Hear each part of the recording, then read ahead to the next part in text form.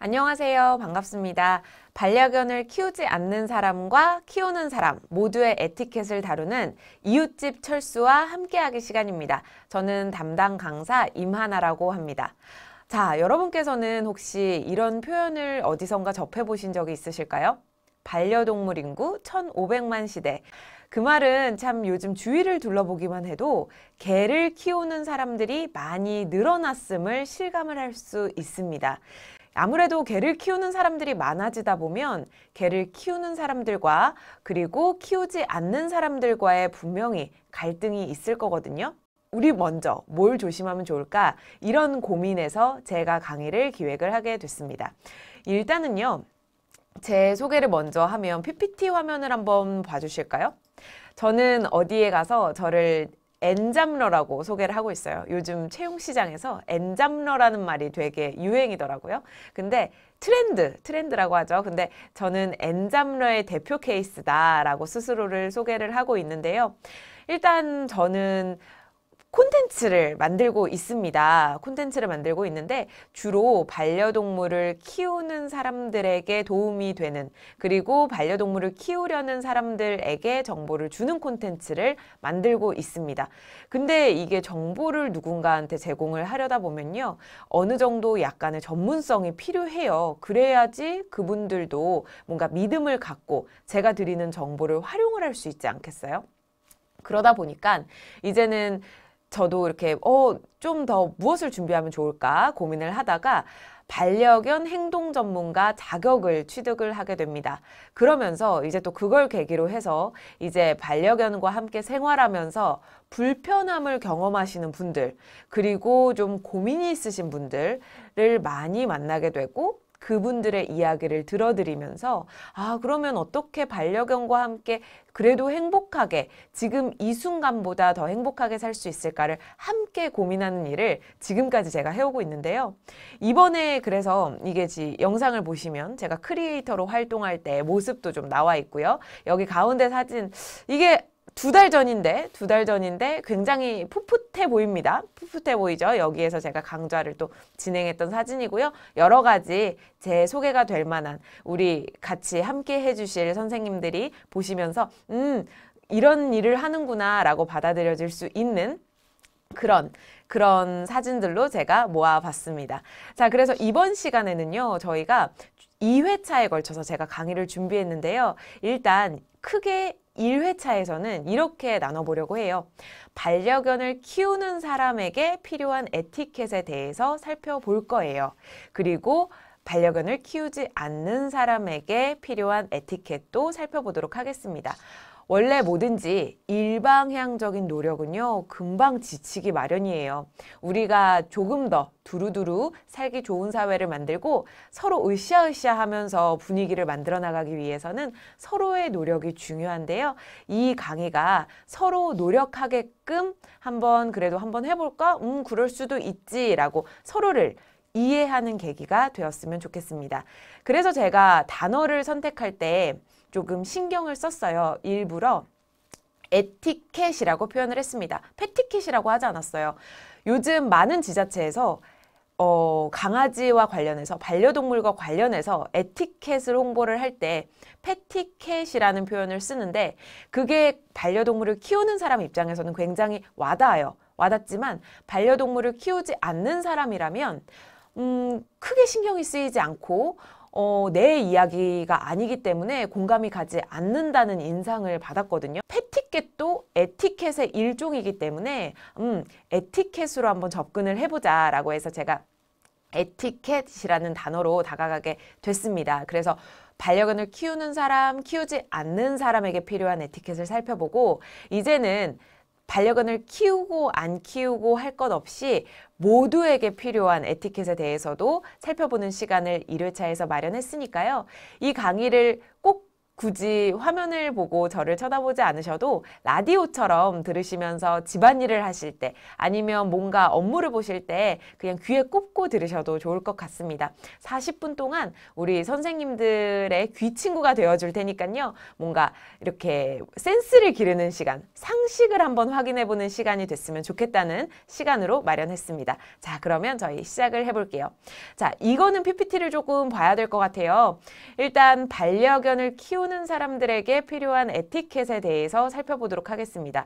그런데 제가 바깥에서 뭐 세미나를 진행한다든지 일반 사람들을 만나고 이야기를 해보게 되면 사실은 조금 이거를 계속 얘기를 하는 게 맞나? 라는 생각이 들을 때가 있어요. 왜냐하면 마치 잔소리처럼 너무 똑같은 내용이 매번 반복되기 때문입니다. 근데 아직은 홍보가 되지 않았기 때문에 앞으로 더욱 홍보를 하는 측면에서 저도 가져왔고 일단은 이게 기본이라고 생각을 해서 가져왔습니다. 그게 뭐냐 하면 바로 동물 등록이에요. 우리나라에서는 2014년부터 동물 등록제를 시행을 하고 있습니다. 이것을 동물보호법에서 언급을 하고 있는데요. 주택이나 준주택에서 혹은 그 외의 장소에서 반려 목적으로 기르는 2개월령 이상의 개라면 누구나 동물 등록을 해야 하는 그런 시행령이 있습니다. 자, 그러면 동물 등록 방법은 어떻게 하면 되냐라고 하면 사실은 이거는 병원에 데려가시든 인터넷 검색해 보시면 너무 간단하고 쉬운 방법으로 찾으실 수 있겠지만요. 내장형 혹은 외장형 무선 식별 장치를 달아주시는 방법이 있어요. 우리 반려동물을 키우시는 분들이 아마 지금 이 파트에서는 먼저 관심을 가지실 텐데요. 내장형은 아시겠지만 반려동물 몸 안에 칩을 아주 작은 마이크로칩을 심는 것을 의미하고요. 외장형은 보통 그런 걸 조금 꺼리시는 분들이 계시죠. 그런 분들을 위해서 바깥에다 다는 걸로 해서 무선 식별 장치를 로서 등록을 하고 있습니다. 원래는 한 가지가 더 있었어요. 등록 인식표가 있었는데 등록 인식표는 2020년 그러니까 올해부터는 동물 등록 방법에서는 제외를 하게 되었습니다. 하지만 그래도 동물 등록 방법에서는 제외를 했지만 동물들과 다닐 때 인식표 착용은 필수라고 하더라고요. 그래서 이거를 인식표를 달지 않았을 경우에는 과태료를 부과한다는데 우리 반려동물 키우시는 가족 여러분은 아시겠지만 철순의 가족분들은 아시겠지만 사실은 이게 그 현장에서 조금 가려내기가 쉽지는 않다. 그런 한계는 있다라는 점 모두 공감하실 거예요. 어쨌든 이 동물 등록제 취지는 사실은 상당히 괜찮았습니다. 먼저 반려동물을 잃어버렸을 때 소유자를 수월하게 찾을 수가 있죠. 왜냐하면은 몸 안이든 몸 바깥이든 이렇게 칩이 있기 때문에 거기를 한번 스캔을 해보면 거기에서 이제 주인의 정보가 나오기 때문에 바로 연락을 해서 뭐 개 잃어버렸습니다 라고 해서 주인을 만날 수 있는 그런 취지 너무 좋고요. 그리고 또 아무래도 이렇게 등록을 하지 않고 키우게 되면 유기를 하기가 조금 더 이렇게 마음 편하고 수월하지 않을까라는 생각도 했던 것 같습니다. 그래서 오케이, 자 그러면은 동물 등록을 해서 그렇게 되면 아무래도 이름이 들어가고 번호가 들어가기 때문에 반려동물 유기를 하는 데 있어서 그 유기율이 조금 낮아지지 않을까라는 그런 목적으로 동물 등록제가 실시가 되었는데요. 참고로 고양이는 동물 등록 대상에 있는 동물에는 포함이 되지는 않지만요. 그래도 우리 고양이 집사님들이 요즘 굉장히 많이 있으세요. 2018년 8월 기준으로 했을 때 27개 지방자치단체에서 고양이 동물 등록 시범 사업을 실시하고 있다라고 합니다. 이렇게 해서 이제 개와 고양이와 함께 사는 사람들이 조금 더 국가의 테두리 안에서 들어오면서 관리를 받는 게 이제 조금씩 시작을 하게 되는 것 같아요. 그런데 어쨌든 이렇게 좋은 취지의 제도임에도 불구하고 사실은 뭐 보고서라든지 아니면은 어떠한 정부기관에서 낸 정책 자료 같은 걸 보면 그 좋은 취지의 제도가 많이 알려져 있지 않았음을 알 수가 있습니다. 제가 여기에 지금 적어놨는데요. 1순위가 동물 등록을 하지 않는 사람들의 1순위가 등록의 필요성을 못 느끼기 때문이라고 해요. 근데 사실은 동물 등록을 했을 때 뭔가 혜택이라든지 와닿는 부분이 있더라면 누구나 할 텐데 그런 부분이 없기 때문에 등록의 필요성을 못 느끼기 때문에 굳이 해야 하나? 라는 생각을 하는 것 같다는 생각도 제가 들었습니다. 그리고 이 순위로는요. 아예 동물 등록제에 대한 이야기를 모르시는 분들이 계신다는 거예요. 그래서 동물 등록제? 그게 뭐예요? 라고 애초에 이 사업의 이 제도를 모르시는 분들도 계셨고 또 어떤 분들은 그냥 막연하게 생각을 좀 해보면 복잡할 수 있잖아요. 왠지 행정적 처리 같고 동물 어디로 데려가서 뭐 넣고 그다음에 등록해야 될 것 같고 그러다 보니까 막연히 복잡할 것 같다 라고 해서 동물 등록제를 하지 않는다. 이렇게 해서 동물 등록제를 하지 않는 대표적인 이유 3가지를 제가 꼽아봤는데요. 그럼에도 불구하고 이렇게 접근하시면 좋을 것 같아요. 우리가 언제 어떻게 될지 모르고 어쨌든 내 가족이 됐잖아요. 내 가족이 됐을 때 그 가족의 탄생을 축하하는 의미로 우리가 결혼을 하면 혼인신고를 하고 아이가 태어나면 출생신고를 하듯이 내가 반려동물을 데려오게 되면 동물 등록을 하는 것도 뜻깊은 첫 출발이 아닐까 그런 생각을 해보게 됩니다. 그래서 지금 저희 집 정보 사진들을 좀 가져왔는데요. 이거는 저희 집에 제가 리치 흰둥이 누나라는 닉네임으로 온라인에서 열심히 활동을 하고 있는데 그 흰둥이의 동물 등록증이에요. 흰둥이를 데려온 곳이 여기서 글씨까지 보이실지 모르겠지만요. 흰둥이를 데려온 곳이 저는 평택이었는데요. 그래서 평택에서 이렇게 동물 등록증을 발급을 해줬습니다. 이건 민증 같은 거예요. 그래서 써먹을 데가 없어서 이렇게 장롱이나 서랍장 한 구석에 들어가 있긴 하는데 어제 오랜만에 거의 4년, 5년 만에 한번 꺼내봤습니다.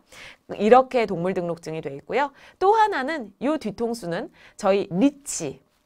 이거는 흰둥이, 이거는 리치 해가지고 리치가 이날은 동물 등록을 했던 날이었어요. 그래서 저는 내장칩을 해줬는데 내장칩을 넣고 지금 수의사 선생님이 기계를 갖다 대는 모습이에요.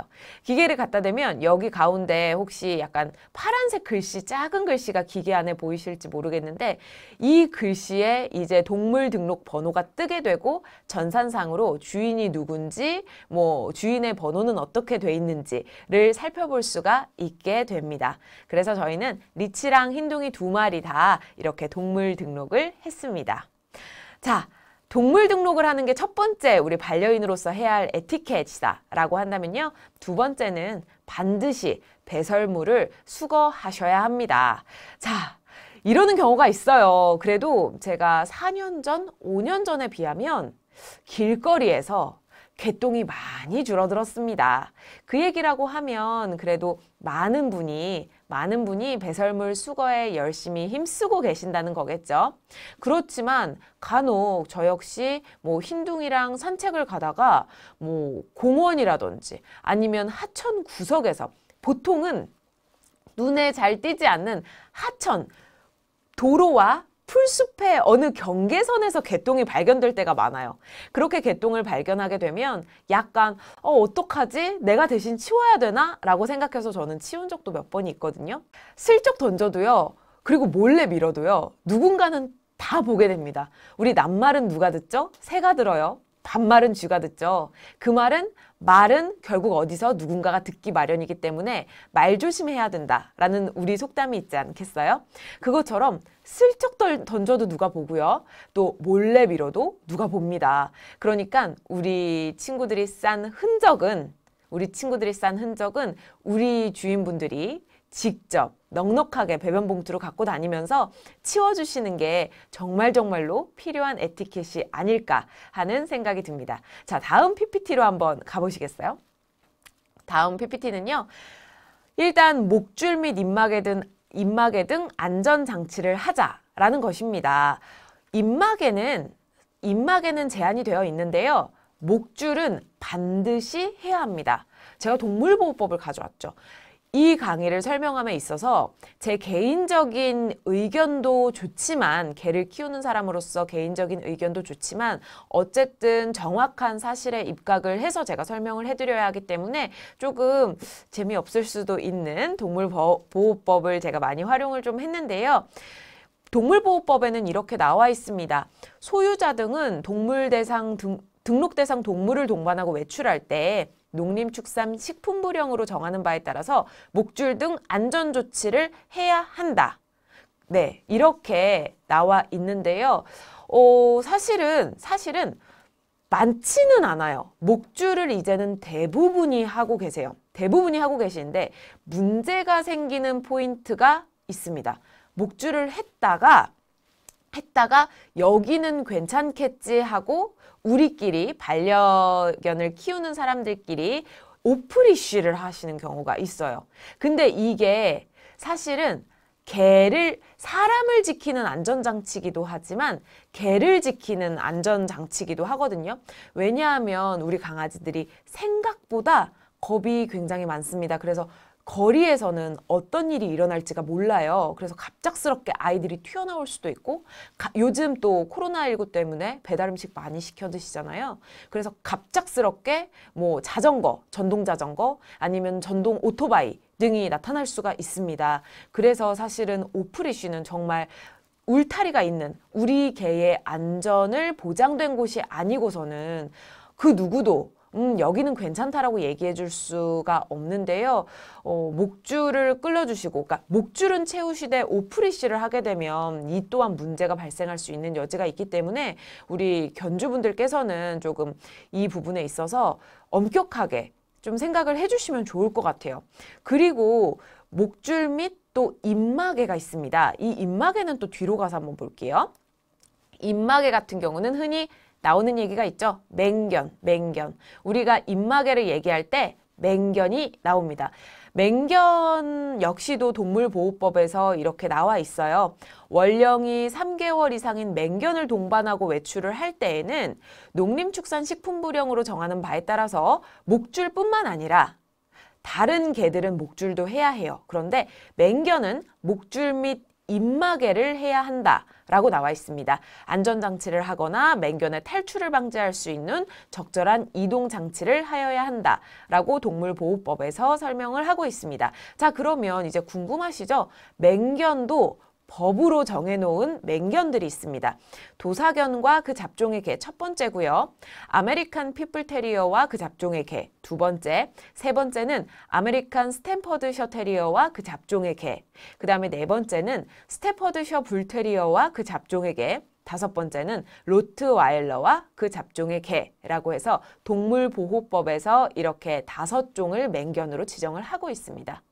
그런데 사실은 제가 도사견, 아메리칸 피플테리어, 아메리칸 스태퍼드셔 테리어, 로트와일러, 다 누구지? 하실 수도 있어요. 우리 주변에서 만나는 푸들, 시츄, 비글, 예를 들면 포메 이런 식으로 친숙한 이름이 아니기 때문에 얘네가 누구야? 라고 하실 수 있겠지만 제가 굳이 사진은 넣지 않았습니다. 왜냐하면 사실은 이 친구들이 우리가 생활하면서 많이 보게 되지는 않거든요. 제가 소방청 통계 자료를 가져왔는데요. 네, 개물림 사고로 인한 환자 이송 현황을 2014년부터 소방청이 집계한 결과를 제가 인용을 해왔습니다. 매년 늘어가고 있죠. 매년 늘고 있고요. 2,000명 전후로 개물림 사고 환자가 발생을 한다고 해요. 그런데 여기서 기준은 119 구급대 차를 타고 간 사람들을 카운트한 것이고 개별적으로 병원을 가든지 아니면 병원을 가지 않고 그냥 집에서 해결을 하되 개물림 사고를 경험한 사람들의 수는 훨씬 더 많을 것으로 우리가 추측을 하고 있습니다. 말씀을 드리면 아까 앞에서 맹견의 입마개와 관련을 해서 말씀을 드리면요.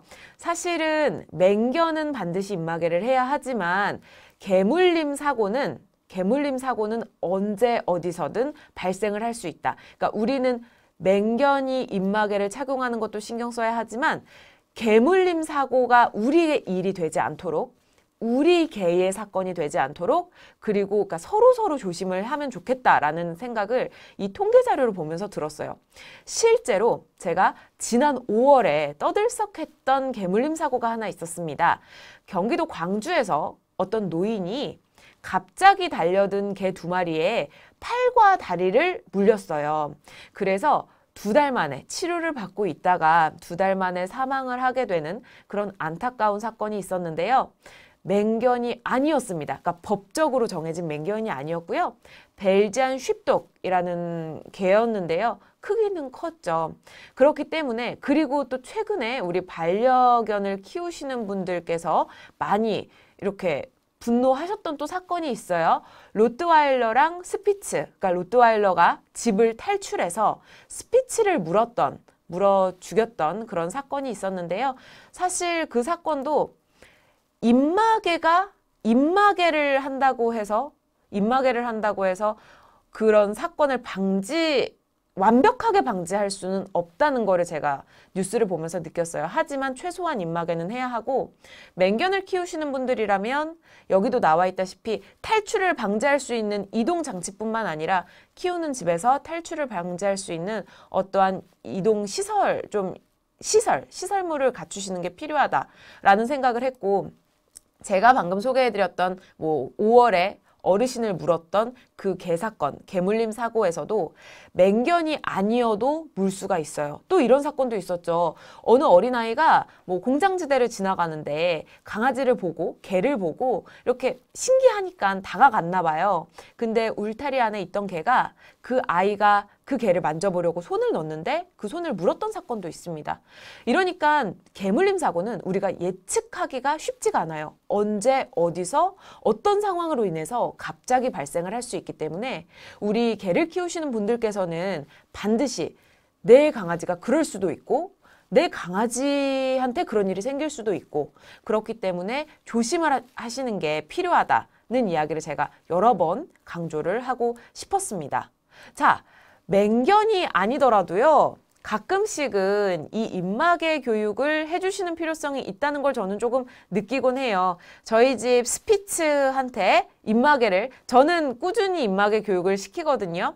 왜냐하면 이 친구가 물론 그래요. 물지는 않아요. 어디서 문다고는 얘기를 하지 않지만 저희가 많은 분들이 그러실 거예요. 그런데 미용실이나 병원에 가게 되면 굉장히 겁을 많이 먹는 친구예요. 근데 걔들이 겁을 많이 먹다가 못 참고 무는 경우가 있어요. 이거를 사람은 그걸 보장을 할 수가 없기 때문에 혹시나 집에서부터 친숙한 상황에서 입마개를 해도 괜찮다는 경험을 만들어주고 있습니다. 흰둥이한테 이렇게 입마개를 착용을 함으로 해서 왜냐하면 미용실과 병원에 가게 되면 의료진이나 관계자들의 이런 안전을 위해서 반드시 입마개를 착용을 시키는 경우가 있거든요. 요즘은 많은 병원이나 이런 기관에서 그런 매뉴얼을 하곤 하는데 갑작스럽게 모르는 사람이 입마개를 하려고 하면 개들이 굉장히 크게 스트레스를 받습니다.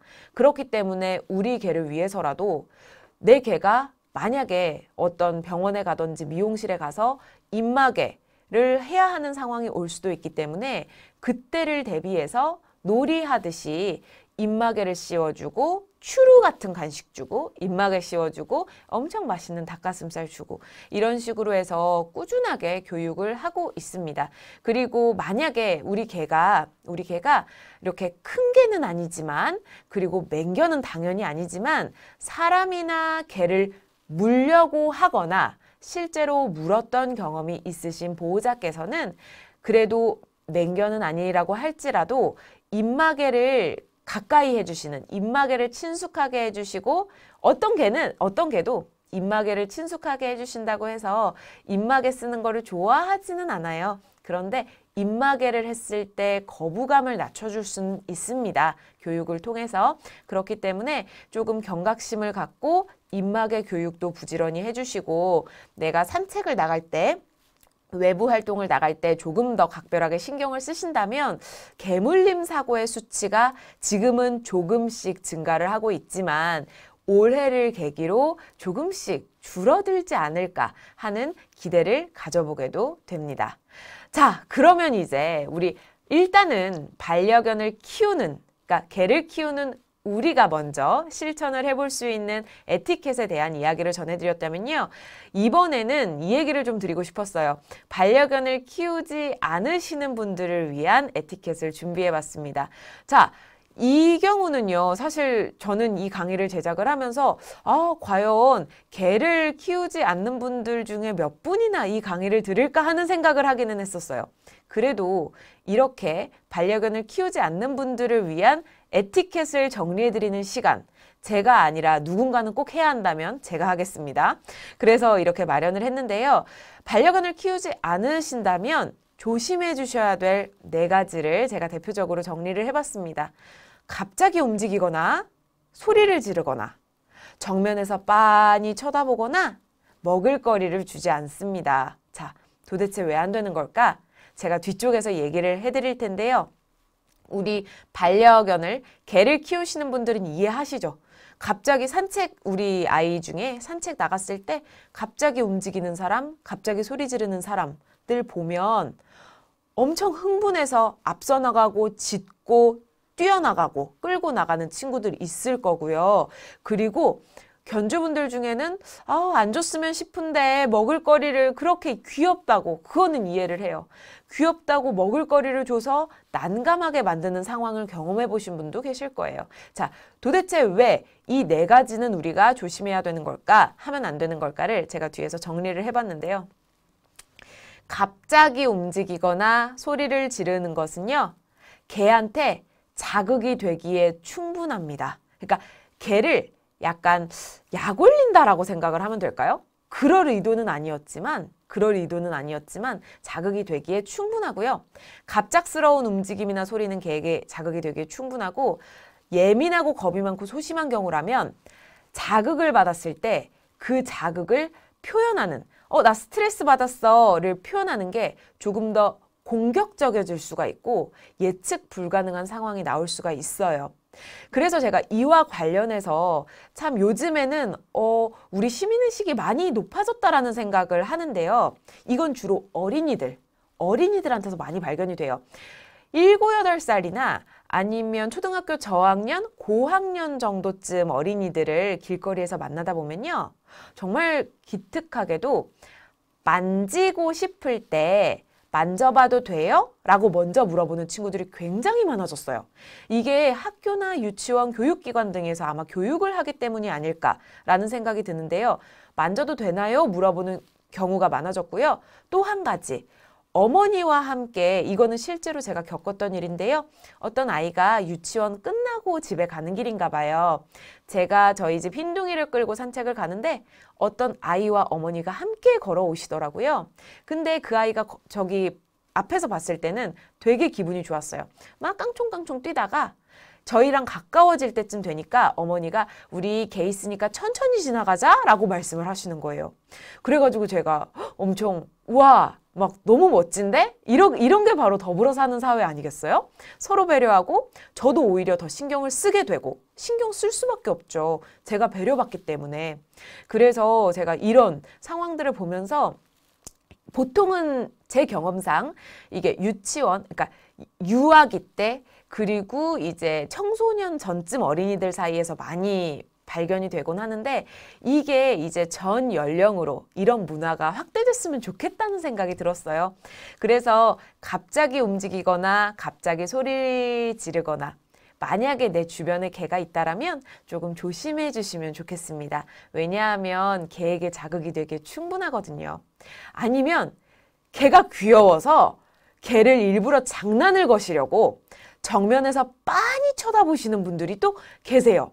의도는 이해합니다. 얘 너무 귀여워서 한번 장난 좀 쳐보고 싶은 건데, 근데 사실은 개에게 있어서 빤히 쳐다보는 시그널은 개들끼리 우리 한판 붙어볼래?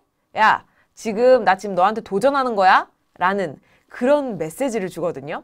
그래서 너무 귀엽다면 그냥 한번 눈인사 찡긋 하고 가시는 게 굉장히 멋진 대처가 아닐까라는 생각을 제가 강의를 정리하면서 해보게 됐습니다. 정면에서 빤히 쳐다보는 것도 절대로 우리가 조금 피해 주셔야 돼요. 사실은 사람끼리도 사람을 만났을 때도 우리가 시선 처리가 중요하다라고는 하지만 계속해서 쳐다보게 되면 무례하다는 인상을 줄 수가 있습니다. 그렇기 때문에 개에게도 그런 배려를 조금 해주시면 좋을 것 같고요.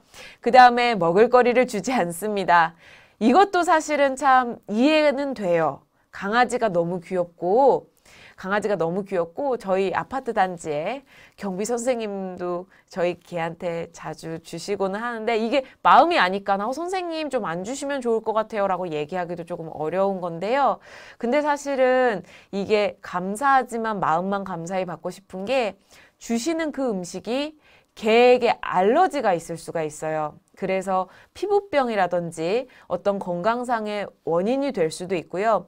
사실은 선생님이 보시는 우리 철수 이웃들이 보시는 그 개가 굉장히 귀여워 보이지만 사람이 다가갔을 때 예민하고 겁이 많고 소심해서 주려고 하지만 이거를 잘못 오해를 해서 물게 되는 경우가 생길 수도 있어요. 그렇기 때문에 개의 건강과 당신의 안전, 우리 철수 이웃들의 안전을 생각해서 개에게 먹을거리를 주지 않으셨으면 좋겠습니다. 이렇게 해서 반려견을 키우지 않는다면 좀 갑자기 움직이고 소리 지르고 빤히 쳐다보고 먹을거리를 주는 이런 행동은 조심해 주시는 편이 좋을 것 같고요. 자, 그 다음에 우리가 개를 키우는 사람과 개를 키우지 않는 사람 사이의 갈등을 포털이나 신문, 이런 텔레비전에서 접하다 보면 꼭 그 원인이 개도 개지만 말입니다. 말이 있어요. 그런데 이 말이요. 우리는 사람과 상황을 가려서 할 수가 있는데 사람과 상황을 가리지 않는 말들 때문에 갈등이 생기곤 합니다. 저는 그거를 헤이트 스피치라고 정의했어요. 자, 이런 것들이 있습니다. 입마개 좀 하세요. 큰 개를 왜 데리고 다녀? 저걸 그냥 콱! 이건 제가 공원에서 들은 이야기고요. 그리고 그놈 참 맛있게 생겼다 라는 이야기. 근데 이분은 그 상황을 설명을 해주셨었는데요. 저는 맥락이 나쁜 의도는 아니었어요. 어쨌든 헤이트 스피치라고 했을 때 헤이트 스피치는 국제적으로 그러니까 글로벌 스탠다드의 정서에서 많이 문제가 되고 있습니다. 이게 뭐냐면요. 국적이나 인종이나 성, 종교, 정체성, 견해, 사회적 위치, 외모 자유로워요. 그런데 의도적으로 폄하하는 발언인 거예요. 근데 그게 무서운 이유는 그 말 안에 증오의 감정이 담겨져 있기 때문인데요. 그래서 악의적이고 비논리적인 주장을 펼치게 되는 경우가 헤이트 스피치의 사례로 많이 나오고 있습니다. 근데 이 말을 접하다 보면요. 증오는 굉장히 빠르고 쉽게 전염이 돼요. 그러다 보니까 증오심이 극대화되고요. 차별을 하고 거기에 따라서 폭력을 쉽게 정당화하게 됩니다. 헤이트 스피치는 말일 뿐이지만 그 말이 가져오는 영향력이 굉장히 크기 때문에 사실은 미국, 독일, 영국 등 표현의 자유를 중요시하는 나라에서들은 개별적으로 이를 규제를 하고 있습니다. 그런데 아직 우리나라에서는 사람을 향한 헤이트 스피치조차도 아직은 논의 단계, 그러니까 서로 공감대가 형성되는 과정이지 그 다음으로 넘어가지는 않았다고 해요. 그렇지만 누군가에게 있어서 그냥 지나가는 사람한테 저기요, 입마개 좀 하세요 라고 갑자기 말을 하는 경우, 그리고 저 큰 개를 왜 데리고 다니시는 겁니까? 갑자기 나서서 얘기를 하는 경우, 그런 경우 있죠. 저걸 그냥 콱! 이것도 저에게는 또 상처가 됐었던 발언인데 이 말이 누군가에게는 그 장면을 지켜보는 또 다른 사람에게는 증오를 부추겨서 차별을 만들고 그래서 폭력을 정당화하는 말이 될 수 있음을 우리들이 인지했으면 좋겠습니다. 자, 기억하세요. 말은 사람과 상황을 가려서 할 수 있는데 우리가 그걸 스스로 조절을 하면 좋겠습니다. 라는 이야기를 드리고 있고요. 자, 그 다음에 무심코 던지는 말이 있어요. 이거는 알죠? 나쁜 의도가 아닌 거는 아는데 상처가 될 수가 있어요. 왜냐면 진짜 요크셔 테리어 맞아요? 저희 요크셔 테리어가 커요. 8kg. 보통 일반적으로 요크셔 테리어가 2kg라고 하는데 8kg 정도 돼요. 우리 선생님도 지금 깜짝 놀라서 쳐다보신 것 같아요. 근데 뚱뚱한 게 아니라 뼈대가 커요. 근데 저희는 요크셔 테리어라고 믿고 살아오고 있거든요. 근데 너무 그렇게 직접적으로 말씀하시면, 아니면 이거는 뭐 또 다른 개인데, 이 친구는 저희 이웃인데 그렇게 맛있는 걸 잘 먹였어요. 그래서 살집이 좀 있어요. 근데 왜 저렇게 뚱뚱해? 라는 말. 그 다음에 뭐 20살 가까이 사는 노견한테 나이를 물어봤대요. 나이를 물어봐서 얘 20살 정도 됐습니다 하니까 참 진짜 질기게 오래 사네요 라고 하는 말. 모두 악의는 없는 발언인데요. 듣는 입장에서는 약간이 아니죠. 좀 상처가 될 수도 있는 말입니다. 그래서 다 들려요. 물론 설마 들으라고 하신 말은 아니죠? 라는 이야기로 제가 좀 가볍게 말씀을 드리고 싶었습니다. 이런 무심코 던지는 말, 우리는 말을 조심해야 할 것 같습니다. 자, 그렇게 해서요. 개를 키우는 사람에게 필요한 에티켓, 개를 키우지 않는 사람에게 필요한 에티켓을 살펴봤고요. 이제는 키우든 키우지 않든 모두에게 필요한 에티켓에 대해서 제가 설명을 좀 해드리고 싶습니다. 시각장애인 이야기를 꺼내고 싶어요. 네, 장애인 보조견을 위해서 제가 정리한 에티켓입니다. 요즘 시각장애인, 저희 동네에는요, 여기서는 담지 않았지만 장애인 보조견을 키우는 학교 기관이 3군데가 있어요. 3군데가 있는데 그 중에 한 곳이 저희 동네 근처에 있습니다. 그러다 보니까 그 장애인 보조견 되려는 그 학생들이 저희 동네에서 백화점 주변, 공원 주변을 교육받는 모습을 많이 볼 수가 있는데요. 시각장애인의 안전한 보행을 위해서 우리 시민 여러분, 이웃집 철수의 이웃분들, 그리고 철수의 가족분들이 지켜주셨으면 하는 3가지가 있습니다.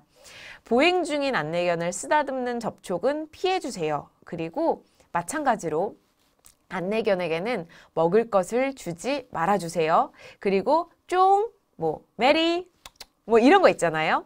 안내견을 부르지 말아주세요. 라고 안내견을 교육하는 기관인 삼성화재 안내견 학교에서는 이렇게 시민들에게 에티켓을 부탁을 하고 있습니다. 왜냐하면요.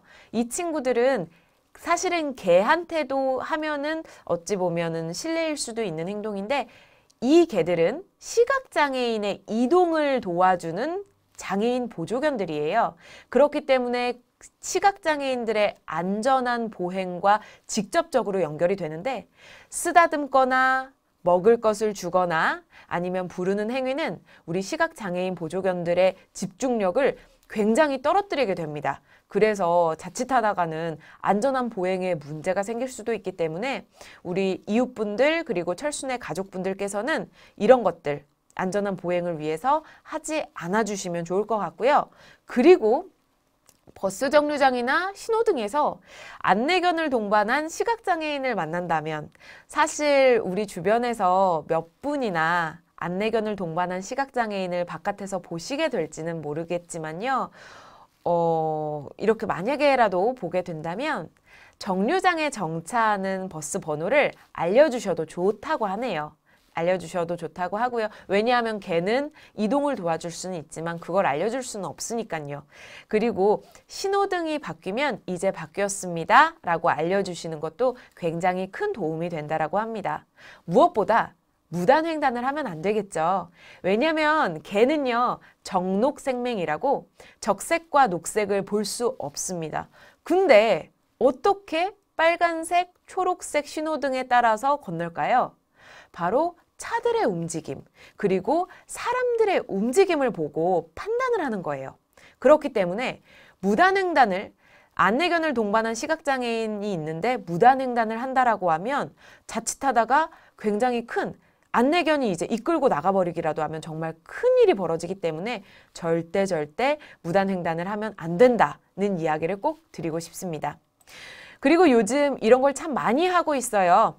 시설이나 업소 등에서 안내견 웰컴 캠페인을 많이 벌입니다. 자, 시설이나 업소 등에서 출입을 거부당하는 경우가 있어요. 손님 죄송하지만 저희 개는 출입할 수 없습니다. 그러면 아닙니다 라고 말씀하실 수 있었으면 좋겠어요. 장애인 보조견은요, 대중교통을 이용할 수 있고요. 공공장소에도 출입을 할 수가 있습니다. 장애인 복지법에 언급이 되어 있는데요. 보조견 표지를 붙였다면, 보조견 표지를 붙인 장애인 보조견이라면 장애인도 이동을 할 수 있는 권리가 있기 때문에 대중교통 이용할 수 있고요. 공공장소에도 출입을 할 수 있습니다. 그리고 보조견 표지를 붙인 장애인 보조견뿐만 아니라 훈련 관계자, 그리고 장애인 보조견 훈련을 하는 개들 역시 보조견 표지를 붙이고 있는데, 그렇게 될 경우에는 시설이나 업소 출입이 가능합니다. 사실 이렇게 들으면 당연한 거 아니야? 라는 생각이 드시겠지만요. 그게 우리 실생활에서 적용이 되기는 조금 어려운 것 같아요. 왜냐하면 예전에 그런 이야기가 있었습니다. 어떤 시각장애인이 안내견을 동반해서 대중교통을 타려고 했는데 기사가 개 출입을 막았다고 해요. 왜요? 다른 승객들의 편의를 위해서. 그래서 그 장애인이, 우리 시각장애인은 보조견을 동반하면 개들도, 그러니까 이 시각장애인 보조견이기 때문에 출입이 가능하다, 대중교통을 이용할 수 있다라고 설명을 했는데, 결국에는 그 기사가 시동을 끄는 일이 발생을 했다고 합니다. 그러면 사람들은 지체가 되죠. 예민해집니다. 그래서 결국에는 그 장애인분이 버스를 탑승할 수 없었던 사건이 예전에 있었어요. 지금도 과연 많이 달라졌을까 하는 생각이 듭니다만, 제가 책에서 그 관련된 소식을 접하고 많이 좀 마음이 안타까웠던 점이, 장애인을 대하는 방식에 대해서 가르치지 않는 사회를 우리는 조금 바꿔나가야 되는 문제가 있는 것 같아요. 개가 문제가 아니라 장애인의 이동권하고도 관계가 있습니다. 그래서 안타까운 건요, 사실 그 자리에 함께 있던 승객 중에 어떤 사람도 시각장애인이 장애인 보조견을 동반한다면요, 대중교통 이용할 수 있습니다라고 외쳐주지 않았다는 거예요. 그래서 과연 요즘에는 우리가 위드유가 가능할지, 네, 도우미견 버스에 타도 됩니다 라고 용기를 갖고 얘기를 해줄 수 있는 사회가 되었을지가 제가 조금 궁금해집니다. 많은 시각장애인이 장애인 보조견으로 이동을 자유롭게 해야 우리 장애인 보조견들도 더 많아질 거고요. 시각장애인 분들도 더 많이 이렇게 사회생활을 할 수 있을 테니까요. 이렇게 위드유 사회가 좀 됐으면 좋겠습니다. 그래서 국민권익위원회라든지 아니면 보건복지부에서는요, 안내견 대한민국 어디든 환영한다는 캠페인을 하고 있어요. 그래서 이렇게 안내견을 환영합니다 라는 스티커를 업소별로 붙이기도 하고요. 이런 어떤 홍보 영상을 제작해서 배포하기도 하는데, 그 홍보 영상은 다음에서 함께 살펴보고 오시도록 하겠습니다.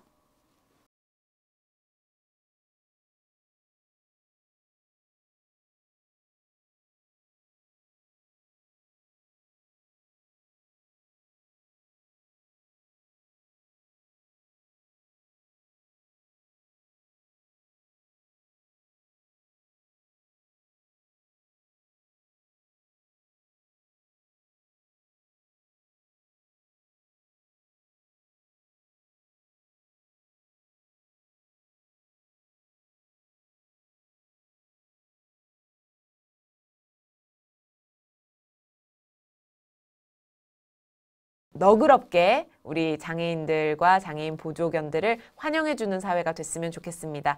자, 그리고 이제 저희 강의 거의 끝을 향해 가고 있는데요. 사실은 시각장애인 도우미견 외에도요, 제가 이번에 공부하다 보니까 정말 많은 도우미견들이 있더라고요. 청각장애인 도우미견들이 있어요. 청각장애인들을 위해서 일상생활 속 소리, 그러니까 전화 소리나 알람 소리, 초인종 소리 같은 걸 듣잖아요. 듣고 시각적인 행동으로 막 꾹꾹 올라타서 눌러준다든지 아니면 조롱조롱 매달린다든지 이렇게 행동으로 전달하는 훈련을 받은 개들이 있고요. 또 지체장애인 도우미견들도 있습니다.